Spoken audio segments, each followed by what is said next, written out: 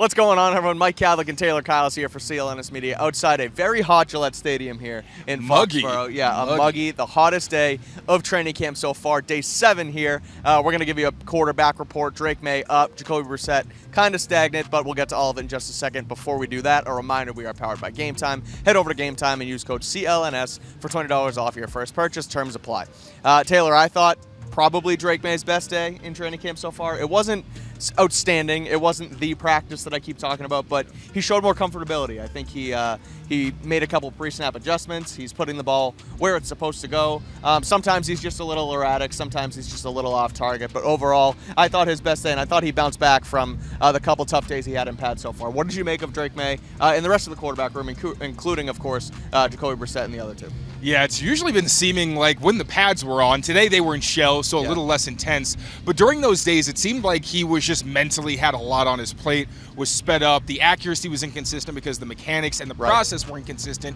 But today, again, lower intensity, but he capitalized on that opportunity. I thought he only had a couple of passes during team drills that I was kind of shaky on. I thought early on, honestly, when they were throwing on air during one-on-ones, he wasn't great, but he did get it together. He had some impressive blitz beaters. One where he appeared to check into a tight end screen, got Jacoby Brissett really fired up. That was pretty awesome. And for the most part, they worked a lot in the red zone, but they also worked in the full field. For both, I thought he was accurate overall. Had some well-placed passes. There were some that, receivers didn't capitalize on. I thought KJ Osborne had an opportunity on what looked like a fade. Just didn't play it very well, although, the blind eye looked like it might have been overthrown. But again, I thought that Osborne could have kept it running. But another one from him in 7-on-7s, too, to Juju Smith-Schuster. Threw it on his back shoulder, a nice spot where only Juju could get it. Number 7 just couldn't come down with it. Marcus Jones had a nice pass mark up there. So, again, that's what I mean. Like, putting the ball in the right place, just he wasn't helped out overall. Yeah, and there was also a really beautiful touchdown he had to Michael Petway where he had a defender right on his hip. I think it was Del Pettis, and Drake Maye dropped it right in the bucket. So, yeah, much more positive day from the rookie, but I think it also had a little bit to do with the fact that he had a somewhat stable offensive line to throw in front or behind.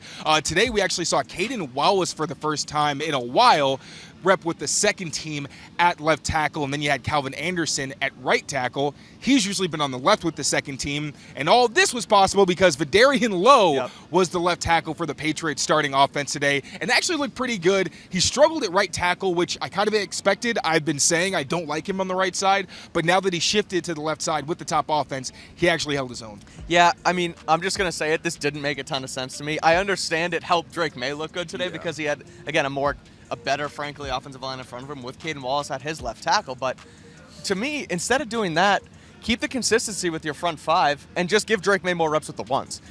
We know what Jacoby Brissett can do. We know he's had a solid camp. Keep the same consistency with the offensive line. Quit the reshuffling and give Drake Maye, again, those number 1 reps, better receivers, a more consistent offensive line, and see what he can do from there. What do you make? Do you think so? I mean, in reading into how it was done, it does seem like really more of a shakeup than anything. We saw Caden Wallace 4 straight days at left tackle. But one, I think the fact they weren't in pads, maybe they just wanted to, maybe we'll see Vidarian Lowe at left tackle for the next 3 days. But I think if Wallace was playing poorly, they would have elevated Calvin Anderson, who once again has looked good at left tackle. So Vidarian Lowe going from the right side to the starting left side felt to me like truly them continuing this competition at right tackle. Maybe they've seen enough from Caden Wallace that they said, okay, we think he can work. Let's just see if maybe there's a better option. I don't know. It's a funky situation. We're not used to seeing anything like this. But again, it just seems like they're continuing that competition. But right tackle remained Chuks Okorafor. That remained consistent today. Yep, we'll obviously see what happens. Again, we're only in day 7, so these reshufflings, it's not like they're doing this in the middle of a game week or anything. I just really liked what I saw from that first front 5 with Caden Wallace at left tackle. It looked positive. The offensive line has looked good. They looked good today as well, though, too. I think, you're going to get into it with your Scott Peters deep dive in a couple weeks on CLNSmedia.com. We'll have coverage here on that as well. So, but yeah, the offensive line has looked really good, looking like much less of a worry heading into 2024. So I also want to shout out actually the backup quarterbacks. I thought that, like you mentioned, Jacoby Brissett was kind of fine today.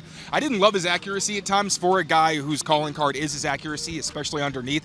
He had some pretty erratic throws, I thought, although he did have some really nice ones. There was a connection he had with Tyquan Thornton against Alex Austin. That was a highlight of the low red zone period. But yeah, I thought he was the only quarterback that was kind of down today. Like I mentioned, Drake Maye on the rise in a really nice bounce back performance, but also Joe Milton and Bailey Zappi still trading off as a third quarterbacks in team drills.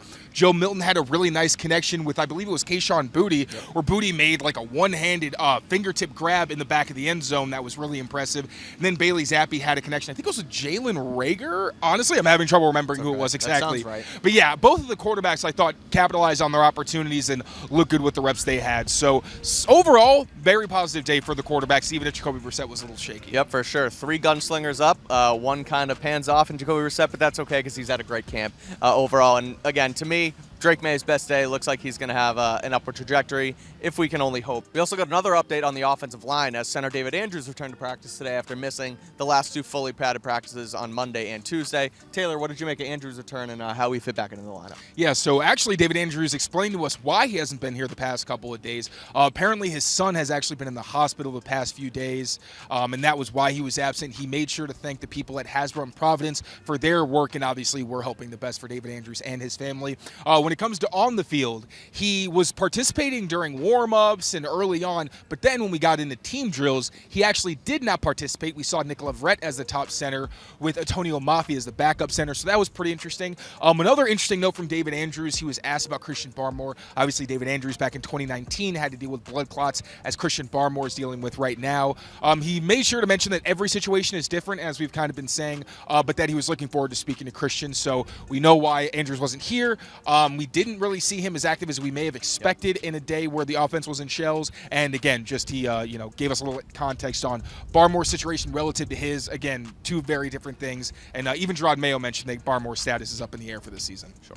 So that's the quarterback report here on Patriots Press Pass. Make sure you rate, review, subscribe for all of our content, and check out all of our work over at clnsmedia.com. Make sure to subscribe to Patriots Press Pass for all your Patriots news and updates on YouTube, and for all our written work, make sure you check out clnsmedia.com.